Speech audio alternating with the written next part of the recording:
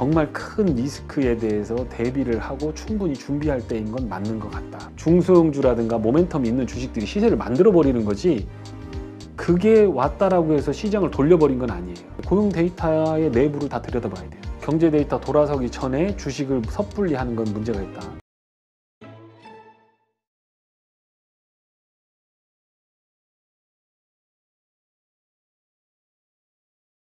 네, 오늘 모신 분은 많은 분들이 좋아하시죠? 여의도 닥터둠 강영현 이사님입니다. 안녕하세요. 안녕하십니까. 네. 이번에 드디어 책이 나왔군요. 네. 살 때, 팔 때, 벌 때. 네. 투자자들이 가장 신뢰하는 괴짜 주식 천재 강영현의 가장 현실적인 투자 가외 마침내 도래한 주식의 시간. 그러니까 드디어 2023년에 뭔가 우리가 살만한 때가 온다는 얘기인가요? 그렇겠죠. 네. 지금 하여튼 책이 참 상당히 호기심이 생기는데 일단 관련해서 좀 질문을 드릴게요. 네. 지금 산다. 일단은 산다는 게 먼저 나오니까 네. 지금이 살 때인가? 왜냐하면 지금 공포 분위기가 시장을 장악하고 있단 말이에요. 갑자기 SVB 은행 거기 파산에다가 그다음에 갑자기 또 CS 터지고 이러다 보니까 이거 금융위기로 가는 거 아니냐? 이런 걱정이 지금 막 치솟고 있거든요. 네. 일단 살 때는 맞아요. 제 책을 살 때죠. 살 때, 팔 때, 벌 때를 살 때다. 이렇게 타이밍. 하여튼 농담이고요. 이 SBB뱅크나 CS 같은 CS 야들은 일단 기준을 한번 정해보면 도이치뱅크가 예전에 2015년 그때 원자재 파동 났을 때 한번 이렇게 쏠린 적이 있어요. 네. CDS 프리미엄 오르고 튀고. 근데 도이치뱅크도 막았습니다. CS도 막을 가능성이 높고 안 되면 걔들은 유럽은 그냥 국유화 시켜버릴 가능성이 있기 때문에 일단 우리가 여기서 봐야 될 거는 왜 도대체 이런 위기가 터지게 됐는가라고 하는 거고 그게 우리가 크래시라고 하면 기억나는 게 07년도밖에 없어요. 그렇죠. 그래 07년도 크래시가 너무 각인되었기 때문에 서브프라임 혹은 하이힐드 채권 스프레드만 본단 말이죠. 그렇게 하고서 이거 괜찮네? 이렇게 얘기한단 말이에요. 그렇죠. 근데 그 안에 도도하게 흐르는 결론부터 말씀드리면 이거는 이 처음에 시작하는 어떤 예를 들어 지진이 일어나기 전에 나온 전조 증상 같은 거다. 이렇게 얘기하면 또 주식을 어쨌든 이 위기를 넘어서려고 하면 이거는 뭐냐 거품이 만들어지고 나서 붕괴하기 전에 끙 하고 오는 그런 위기 신호다. 예전에 제가 여기 815에서도 말씀드렸던 게 수마트라 섬에 쓰나미가 덮쳐서 30만 명이 유명을 달리했을 때 그때 한 섬 지역에 있었던 사람들 몇백 명이 단체로 살아난 사람들이 멀쩡하게 그 너희들 왜 어떻게 살았냐 그랬더니 어떤 미친놈이 제트스키를 타고 다 도망가 산으로 도망가고 소리 지르고 다녔대요. 그래서 그냥 이유도 모르고 산으로 도망갔다는 거죠. 그래서 걔를 찾아갖고 너 왜 그랬냐 네가 어떻게 알았냐 신기가 있는 줄 알고 그랬더니 내셔널 지오그래피 그 뭐 지리학을 공부한 사람도 아니고 물리학자도 아니고 내셔널 지오그래픽 채널에 빠였던 거예요. 그게 함몰돼 갖고 그게 나오는 걸 너무 공부를 열심히 안 했죠. 근데 해안에서 그 바다에서 해안 단구가 붕괴가 되면 거기가 푹 깨져 버리니까 물이 바깥으로 그 안으로 썰며 들어갈 거 아닙니까? 그렇죠. 그러면 해변에서 있을 때는 갑자기 바닷물이 썰물처럼 쭉 빠져나간 느낌이 든답니다. 근데 그 전에 반드시 지각이 깨지니까 지진이 일어나겠죠. 그렇죠. 지진이 일어나고 나서 해변의 물이 바깥으로 빨려 들어가면 조금 있으면 이게 다시 쓰나미로 몰려온다라는 걸 알고 있었던 사람이 제트스키를 빌려 타고서 도망가라고 했던 거예요. 지금 제 심정이 지금 빨리 도망가라라고 하고 싶은 심정인 거죠. 이것은 큰 크라이시스의 어떤 전조 증상이다. 네, 그거의 핵심 로직은 이렇습니다. 페드가 그 단기 금리를 들어 올리면요, 일드 커브가 역전이 됩니다. 그거를 가지고 야 대출 증가율이 높고 지금 뭐 제대로 되고 있는데 이걸 가지고 네가 왜 저걸 얘기하느냐라고 하이힐드 채권도 멀쩡하고 지금 스프레드 멀쩡한데라고 얘기하거든요. 근데 그거의 근본적으로 흐르는 로직은 뭐냐면 유동성을 충분히 낮추면 너무 이게 공짜 돈이기 때문에 이거를 자꾸 어딘가로 스며들어서 이익을 낼 수 있는 곳을 가가지고 거품을 만드는 거죠. 87년도에는 프라임 등급의 주택, 저축 대부조합, 우리로 말하면 저축은행 사태 터졌고요. 00년도에는 부동산이 아닌 주식으로 갔습니다. 테크 주식들 멀티플 200배, 수익 매출 제로인데 주가는 막 천정부지로 오르고 듀레이션이 없는 애들한테 간 거죠. 네. 07년도에는 프라임 등급은 멀쩡했고 서프라임 등급에 섞어갖고 CDO로 만들어갖고 거기다 때려갖고 은행들이 다 작살나버리고 그냥 그렇죠. 깨져버린 거거든요. 그런데 그거 사실 규모가 64조 원밖에 안 돼요. 큰 돈이 달러?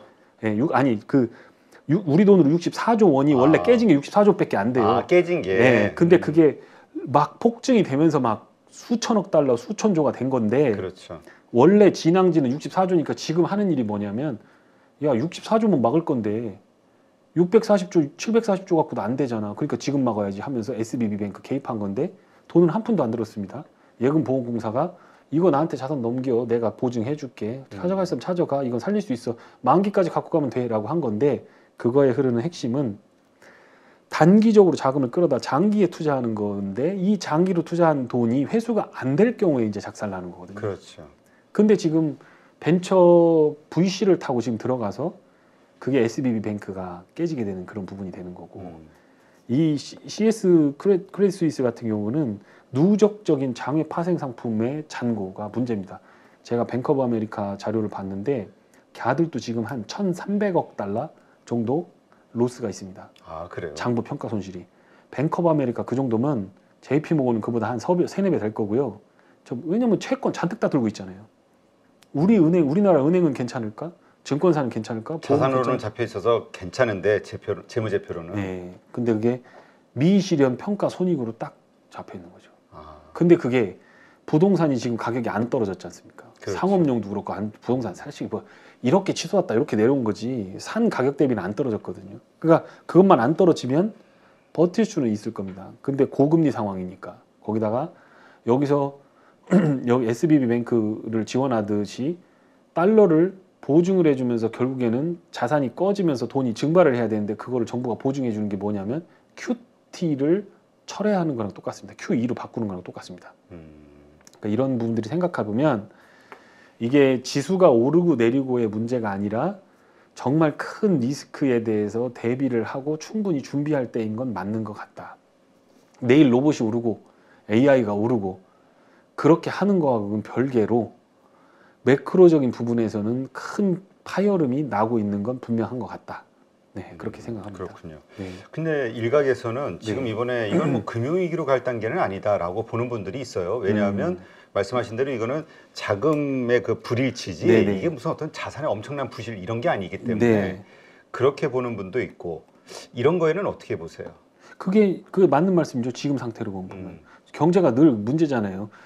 투자는 저기 보고 하는데 지금 이 상태만 보면 이게 아닌 것 같거든. 하이힐드 채권 멀쩡하지. CDS 프리미엄 그거 몰랐어. CS 프리미엄 했는데 뭐 천정부지 취소했지만 안 되면 국유화해버릴 거고 뭐 지금처럼 FDIC가 예금보험사로 가갖고 야도 해줬는데 SBB 실리콘밸리 은행도 해줬는데 다른 애들 안 해주겠습니까? 또 해주겠죠. 그런데 중요한 건 그거를 누군가 안고 터질 거냐 안 터질 거냐에 대한 판단을 해야 되는 건데 일단 부동산이나 주식 부분에서 거품이 꺼지는 부분들이 기존에 우리가 레거시하게 요번에 서프라임 괜찮으니까 요번에 프라임 등급 괜찮으니까 요번에 빅테크가 괜찮으니까 이렇게 보면 안 된다. 지금 SBB뱅크라고 하는 거를 그 사업 구조에 대해서 아신 분이 아마 없었을 겁니다. 처음 들어봤을 거예요. 그렇죠. 서프라임 때 대표님 아셨을지 모르지만 저는 처음 들어봤습니다. 서프라임이라고 하는 거 페니메이, 프레디맥 이거 처음 들어봤어요. 아, 자들은 저래서 저렇게 그 등급이 네, 채권이 저 프라임 등급 있고 서프라임 등급이 있고 강아지에다 이름을 따갖고 집을 사는구나. 그걸 또 정부가 보증 서서 저걸 이렇게 되는 거를 처음 알았다는 거죠. 그러니까 우리가 봐야 될 핵심은 뭐냐? 일드 커브가 인버전이 되면서 은행들이 대출의 만기를 단기로 끌어다가 장기로 갖고 가면서 이걸 뒤틀어 버렸기 때문에 이게 어딘가에 가서 과열을 만들어 놓고 거품을 만들어 놨는데 그쪽에 돈이 탁 돈줄이 막히면서 그게 뻥 터질 거다. 근데 그게 어딘지를 모르기 때문에 우리가 조심할 수밖에 없는 거지. 어딘지 알면 가서 또 틀어막고 도망가고 하겠죠. 근데 SBB뱅크가 그렇게 할 거라고 하는 걸 안 사람이 없죠. 작년 4분기에 이미 손실을 가지고 있었거든요. 190억 불 장부에 이미 다 나왔거든요. 근데 괜찮다고 했거든요. 근데 갑자기 인출 사태가 터지면서 그냥 그게 된 거죠. 단기적으로는 그거에 대해서 크게 볼 필요가 없다라고 저는 생각했습니다. 그리고 인플레나 이런 것도 사실은 경제 지표가 지금은 캄다운 상태로 들어가고 있습니다. 정책 효과가 먹히고 있어요. 그렇기 때문에 박스권 장세를 만들면서 테마주나 순환매 장세가 나올 거는 분명하다. 그런데 이걸 너무 나이브하게 봐서 장기적으로 시장을 돌렸다라고 생각하고 돈을 때려 박다가 쿡 꺼지는 사태가 나오면 그렇잖아요. 우리 러시아 전쟁 났을 때도 마찬가지였잖아요. 그렇죠. 러시아 전쟁 터지니까 이제 현대차 피해가 얼마고 철수해야 되는 금액이 얼마 이렇게 나왔잖아요. 다 마찬가지거든요. 금융도 어딘가가 부러지고 나면 이거 피해가 어디냐라고 산정하기 시작하고 그걸 찾아 들어가지 미리 알고서 그게 나 여기 터질 거예요라고 하면서 터진 적은 없다. 그렇게 생각합니다. 지금 그 장단기 금리 역전차 이게 항상 뭐 1년 후, 1년 6개월 후에 경기 침체 그리고 혹은 경제 위기를 동반하고 있다. 이제까지 데이터로는 이런 의견이 이제 주류기는 한데 네. 근데 또 이런 의견도 있어요. 지금의 장기 금리 역전은 장단기 역전은 그 연준의 이 금리 인상, 그러니까 인위적인 현상에 의해서 벌어지는 거기 때문에 네. 자연스러운 경제 현상이 아니고 이건 네. 그냥 어차피 또 인위적인 연준의 의도에 따라 내려갈 거기 때문에 예전과 같은 데이터를 여기다 접목하는 거는 좀 무리지 않냐 이런 의견. 그 양반이 그 말씀 하신 분이 글쎄 저기 페드를 정확히 이해했는지는 모르겠습니다. 그거는 아마 제 생각엔 2020년 보고 얘기를 하시는 것 같아요. 근데 그 이전에 1970년대 이후 그러니까 요 이후에 50년 동안 지금까지 나왔던 8번의 리세션 중에서 팬데믹을 빼고 나머지는 전부 다 페드 발이었습니다. 페드가 금리를 들어 올리면서 나왔던 거다라고 하는 게 핵심이고요.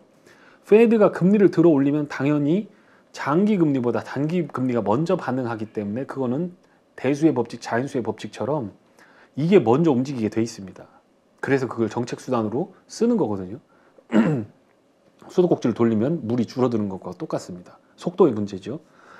그래서 단기 국채 금리를 끌어올리게 되면 금리 역전 현상은 무조건 나타납니다. 왜냐하면 장기는 천천히 움직이거든요. 네. 경제를 반영해서 움직이는 거고 이거는 페드의 정책을 반영하기 때문에 이렇게 됐다가 이게 움직이는 건 페드가 금리 올릴 때마다 반드시 동반했던 거다라는 거고요. 2018년에 한 번 그런 적이 있어요. 일드 커브 인버전 나왔는데 트럼프가 야 내가 제롬 파월 너 자를 수 있지 않냐? 지금 중국하고 무역 분쟁 중인데 네가 지금 국민들 잡아먹으려고 하냐? 우리의 주적은 중국이 아니라 제롬 파월이다 막 이러면서 까 내렸어요. 그러니까 금리 낮춰버렸어요. 그러니까 일드 커브가 이렇게 됐다가 이거 됐거든요. 그러니까 대통령령이나 누가 힘센 사람이 와갖고 너 빨리 안 낮춰 이렇게 하면 낮출 수 있죠. 2018년에 그때 이미 인플레를 잡을 수 있었으면 지금과 같은 인플레가 안 나왔겠죠. 그리고 저 팬데믹 때 훨씬 더 많은 정책적 여력이 가졌을 겁니다. 근데 지금은 그럴 수가 없는 게 인플레가 이미 아직도 높은 상황이기 때문에 그럴 수가 없다. 그래서 금리를 들어 올리고 이 페드가 정책을 취할 때마다 8번의 리세션 중에서 7번은 전부 다 페드가 그렇게 움직이면서 나온 거다. 그래서 그거는 말씀하신 대로 2020년만 제외하면 100%다. 그러니까 뭐 그건 예외 없다.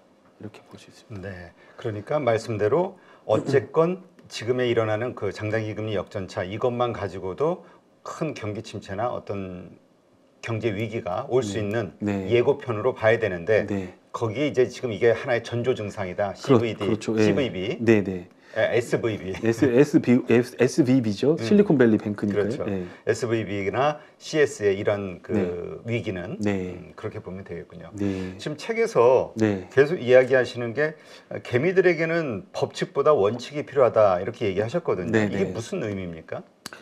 그러니까 법칙은 이제 만류 인력의 법칙.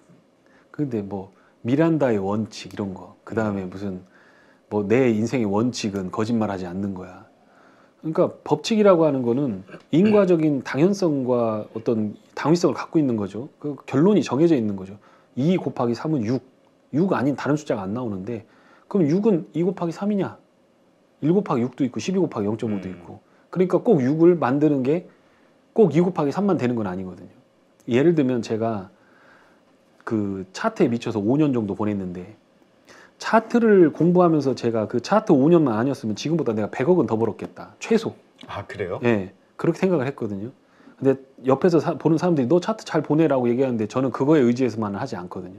근데 선물 옵션 트레이딩을 하거나 트레이더들은 차트를 보면서 기민하게 대응해야 되지만 개인 투자가들은 차트 책을 보면 원칙을 법칙으로 받아들인 경우가 되게 많은데, 예를 들면 이런 겁니다. 주가가 올라가는 흐름에서는 장기 이동평균보다 단기 이동평균이 위에 있고 주가가 그 위에 올라앉아 버리죠. 그러니까 이거는 대수의 법칙이에요. 무조건 그렇게 됩니다. 단 한 경우도 안 그렇게 되는 경우가 없죠. 주가가 올라간다는 가정하에서 이동평균은 확장, 부채꼴 모양으로 확장하면서 정배열된다라고 하는 거죠. 그거는 이동평균선의 법칙이 되는 거죠. 그런데 그거를 바꿔버려요. 돈을 벌 수 있는 법칙. 이동평균선이 정배열돼 있는 것만 사라. 이렇게 되면 6은 2 곱하기 3이다라고 얘기하는 거거든요. 그러니까 2 곱하기 정배열된 종목에서만 나는 트레이딩을 한다. 이거는 원칙인 거죠. 내가 정한 거죠. 그렇죠. 내가 그래 받아들이는 거고, 내가 해보니까 나는 이게 맞아. 자기에게 맞는. 그렇죠. 그 원칙을 설립하는 게 맞는 거죠. 그런데 그거를 원칙을 법칙하고 헷갈려 버리면, 아, 정배열 되면 무조건 먹는구나 하고 때려 박다가 맨날 손절 치는 거거든요. 그러면 얘기하는 게 뭐냐? 이동평균선 깼으면 손절 쳐야지. 그거는 매일 쳐다보고 있는 사람, 자기 레인지에 들어와서 자기가 그거에 숙달된 사람들이 트레이딩으로 리스크를 줄이기 위한 거지, 주가가 올라가고 내려가는 건 경제와 실적에 따라서 달리 정해져 있다라는 겁니다. 그러니까 결론은 올라가는데 그게 이렇게 올라갈지 이렇게 올라갈지 이렇게 올라갈지 모르니 차트를 보고 수급을 보면서 지금 매수세와 매도세가 좀 이기는 국면으로 오면 얼른 따라붙는 전략을 가는 거고, 그러다 보면 그 포인트를 나는 5일 이동평균선이 세워지면 갈 거야. 20일 이동평균선 밑에서 나는 잡을 거야. 이거는 원칙. 근데 그걸 갖다 법칙으로 써버리면 개인 투자가들은 헷갈려 버린다는 거죠. 그러면서 거기서 낭패를 보고 그 한마디 원칙과 법칙 그 두 단어를 이해하는데 5년 10년이 걸린다는 거예요. 그러고 나서 결국에는 야, 그거 다 들어보니 소용없더라. 그냥 내가 맞는 거, 나한테 맞는 거 하면 되더라. 그렇게 얘기가 나올 때쯤 되면 이미 10년이 흘러버린다는 거죠. 그래서 제가 얘기했던 부분이 이제 책에서 나온 것들, 레토릭이나 내러티브 중에서 검증해 보셔라 이거. 정말 필요한 것들도 있지만 필요 없는 것들이 너무 많다. 그래서 이제 제가 그렇게 말씀을 드렸던 겁니다. 그런 원칙이 필요하다. 네네. 자신만의 거래, 원칙. 투자 기준, 네네. 원칙. 여기 책에서도 그 언제 사느냐가 핵심이라고 말씀하셨단 말이에요. 그렇죠. 좋은 가격에 사야 되니까. 근데 그런 의미에서 아까 말씀하신 지금은 큰 어떤 위기의 전조 증상들이 보이고 있는데 지금 사실 주식시장 지금이 기회 아닐까? 라고 생각하고 뛰어드는 분들도 많이 있거든요. 이게 맞는 것일까? 그게 그 매크로적으로만 보면 사실은 저는 아닌데, 제가 보니까 뒤돌아보니까 12월 달 말까지 지수가 빠졌습니다. 그래서 제가 사실 지수만 보면 틀리지 않았고 코스피 200 종목을 가서 놓고 보면 차트가 다 구부러져 있어요. 다 역배열 추세에서 돈을 못 벌었어요. 물태 5월, 9월, 뭐 12월 물태웠다. 그럼 이 사람들 다 지금 가난해요. 그러니까 제 말씀이 틀린 건 아니지만 챗 GPT 나오고 로봇 나오고 2차 전지까지 테마들이 순환해서 들어왔잖아요. 그러니까 사실은 이거는 매크로를 보는 건 방어하기 위한 겁니다. 그럼 방어할 수 있는 방법은 포지션을 구축해 놓는 것밖에 없어요. 1억이 있다 그러면 3천만 원 내가 챗 GPT를 따라가든 뭐하든 내가 이거 다 날려도 상관없는 돈 하고서 거기서 가면 되고, 제가 그때 되게 조심스럽게 얘기했던 건 보니 뭐냐면, 저한테 상담이 들어오는 분들의 대부분은 다 물려 있었어요. 마이너스 40%, 60%. 카카오, 네이버, 삼성전자, 하이닉스 어떻게 해요? 그렇지. 그 사람들 많았죠. 근데 거기다가 추세 전환하니까 때려 박으라 했으면 저도 또 똑같은 놈 된 겁니다. 안 되는 거거든요. 추세 전환 아직 멀었다고 생각하거든요. 그리고 이렇게 하다가 리세션으로 한번 꺾어지면 거기서 때려 박아야 된다라고 하는 게 제 주관이고, 그거에 대한 경제 데이터와 매크로 데이터를 제가 공급하는데 역점을 두고 있는 상황입니다. 다만 종목을 잘 보시고 섹터가 있다라고 하면 보십시오. 삼성전자, 하이닉스로 돈을 못 벌고 대형주로 돈이 안 되니까 주식시장 들어온 사람들은 아, 이거 왜 이렇게 안 되지? 라고 하다가 저거 잘 되네? 하고 저를 몰려들어서 시세를 만들어 버리죠. 그래서 중소형주라든가 모멘텀이 있는 주식들이 시세를 만들어 버리는 거지, 그게 왔다라고 해서 시장을 돌려버린 건 아니에요. 다만 중소형주 중에서도 너무 많이 빠졌거나 성장이 나오는 종목들은 신고가 돌파가 있기 때문에 많지는 않지만 그런 부분에 대해서 볼 눈만 있으면 하셔도 될 거다. 다만 제가 누누이 매크로에 대해서 얘기했던 그것 중에 하나는 뭐냐면 매크로를 보면 확률이 센 자리, 좋은 자리를 갈 수 있다. 네. 예를 들어서 나스닥 17,000에서는 제가 14,700부터 인버스를 찍었거든요. 제 돈을 찍기 시작했거든요. 근데 가보니까 마이너스 46% 났더라고요. 그래서 집을 팔아서 때려 박았습니다. 그래요? 아파트 팔아서. 그런데 왜 했냐면 큰 돈을 벌려고 한 게 아니라 내가 공부한 대로 이거 멀티플, 케이프, 경제 모든 데이터, 실업률 데이터 봤는데 야 이렇게 봤는데 이게 더 올라간다고? 그러면 나는 경제 잘못 배운 거고 주식시장 떠나야 된다. 그러고서 제가 부인을 설득했죠. 이거 하자. 가자. 그래서 이제 상가까지 팔려고 하다가 상가는 냅두고 이제 아파트만 처리를 해서 했는데 상가까지 팔았으면 더 좋을 뻔했어요. 17,000. 시그마로 보면 3시그마가 넘어가요. 그거는 확률상으로 보면 테일이기 때문에 이쪽 평균으로 회귀한다고 보면 이길 수 있는 자리, 버티면 이기는 자리. 원유 120불 갔을 때 상황을 보면요. 360불 간다고 골드만삭스가 얘기했어요. 지금보다 3배 날라간다고. 골드만삭스는 고점 저점에서 정확하게 거짓말합니다. 걔들은. 근데 그때 상황이 어땠냐면 달러 인덱스화가 120이었어요. 원유 120과 달러 인덱스 120은 제가 본 적이 없어요. 정확하게 반대로 움직이거든요. 네. 그럼 둘 중에 하나 깨져야 된다. 그렇게 해서 환율 외환 1,440원에 외환 찍었고요. 마이너스로 찍어가지고 그 15% 먹었고요. 2배짜리로. 그리고 나서 원유 인버스도 찍었습니다. 천연가스가 9불일 때 그게 원유 360불하고 같은 가격이었습니다. 그 인버스로 찍어서 2불까지 내려왔죠. 지금은 채권에 대해서 제가 여러 번 얘기했어요. 그때 왔을 때도 4.3%였습니다. 네. 그 채권이 지금 25%에 30% 그리고 많이 난 건 60%까지 났습니다. TMF 같은 거 60% 났습니다. 자, 그러면 미국 국민을 담보로 하고 시그마가 30시그마가 되는데 거기서 집 팔아서 전 재산을 때려박을 수 있는 자리와 그냥 1억 중에서 3천만 원 매매해서 버는 자리와 비교했을 때 나는 이게 맞다고 생각하고 저는 매크로를 보면서 그렇게 행동하는 겁니다. 네. 그런데 3천만 원, 5천만 원을 거기다 때려 박아봐야 기다리기 힘들고 막 저거 올라가는데 힘들잖아요. 그러니까 이쪽으로 가야 되죠. 그러나 제가 50년간 리세션을 분석하고 데이터를 가지고 한 것 중에서 지금 모습이 노 랜딩이다, 소프트 랜딩이다, 뭐 하드코어 정확하게 리세션의 모양을 닮아가고 있습니다. 그러니까 빼도 박도 못한다. 이건 그 안에 흐르는 도도한 DNA, 리세션의 DNA는 정확하게 데이터들을 차곡차곡 차박차박 만들어가고 있는데 그 중에서 몇 개 힌지가 발생한 게 있어요. 갑자기 1월달 소비가 좋아졌다. 소비가 좋아지면서 이거 소비가 왜 이렇게 좋아지지? 근데 이번에 뻐그러져 버렸잖아요. 구라였다는 게 밝혀졌고 그래서 소비가 좋아지니까 막 국채 막 가격 다운 나오고 막 4% 올라갈 때 국채 기회다라고 얘기를 했죠. 매크로를 봤기 때문에 그런 거고요. 지금 그 실업이 이렇게 탄탄한데 그 고용 데이터가 이렇게 좋은데 그런데 고용 데이터의 내부를 다 들여다봐야 돼요.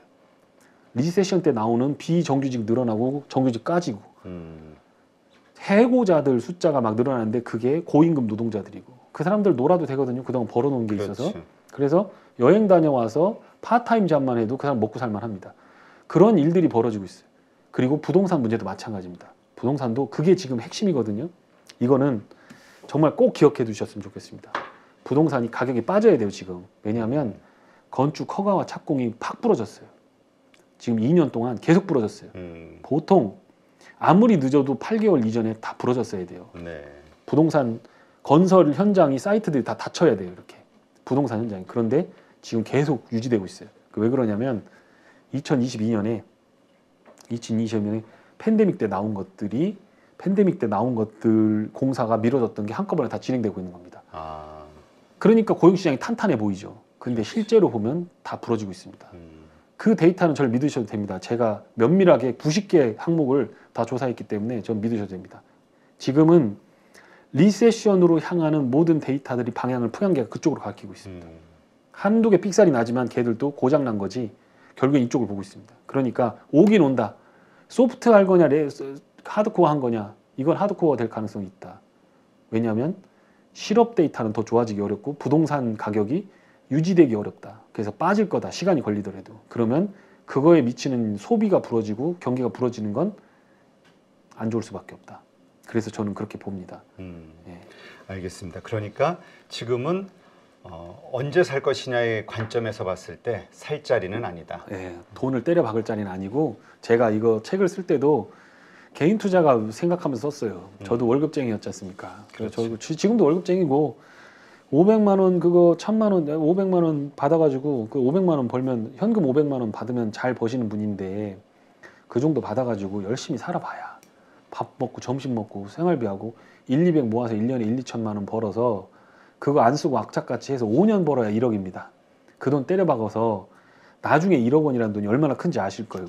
그걸 마통해서 받아가지고 갚아보면 그게 얼마나 큰 돈인지 알아요. 그렇죠. 쓸 때는 모르는데 빚은 맞습니다. 갚기 시작하면은 정말 힘들어요. 그러니까 정말 힘듭니다. 정말 그 어르신들은 다 그런 얘기 해요. 너 빚지지 마라. 근데 그 1억 원이라는 돈이 리세션이 끝나고 나면 1억 원이라고 쓰고 10억이라고 읽는 거거든요. 리세션은 간단한 내용입니다. 이거 이 도자기 이거 고려청자 이거 받으면 이거 10억짜리인데 이게 지금 5억에 나왔어. 근데 안 팔려. 그러니까 덤핑 쳐서 3억 5천에 사면 돼. 근데 1억이라도 있는 사람들은 그 시드를 갖다 해서 영끌이라고 해서 3억 5천에 사면 기다리면 이거 1억 10억 되는 거거든요. 3배 그렇죠. 먹는 거거든요. 그런데 아무도 1억이 주머니에 없으니까 안 사는 거예요, 이걸. 그게 리세션이고 그게 자산 가격 폭락이거든요. 그 상황은 금방 개선되지 않습니다. 정부와 페드가 돈을 막 밀어내면서 써라 하면서 막 밀어내기 시작할 때 일어나기 시작하거든요. 그렇게 보면 우리가 리세션 한 토막을 남겨놓고 여태도 참았는데 그걸 못 참고 경제 데이터 돌아서기 전에 주식을 섣불리 하는 건 문제가 있다. 자, 두 번째로 꼭 당부드리고 싶은 건 그게 꼭 지수가 2100선, 1800선 바닥에서 리세션에서 잡으라는 얘기가 아닙니다. 경제 데이터하고 지수하고 차이가 나요. 경제 데이터가 돌아서면 지수가 2700이 될 수도 있습니다. 그런데 그때도 먹을 거 많아요. 아니 3300선부터 시작해가지고 2700, 2000 다 거쳐서 2000선까지 계속 주식하시던 분이 2100선까지 주식하시던 분이 2500선에서도 지금 주식하시잖아요. 그렇죠. 근데 그게 무슨 상관이 있죠? 경제가 안정되고 리스크만 없는 상황이 온다 그러면 얼마든지 돈을 때려박아서 주식을 할 수 있는 거니까 그렇게 가시면 되지 않나 생각합니다. 네, 알겠습니다.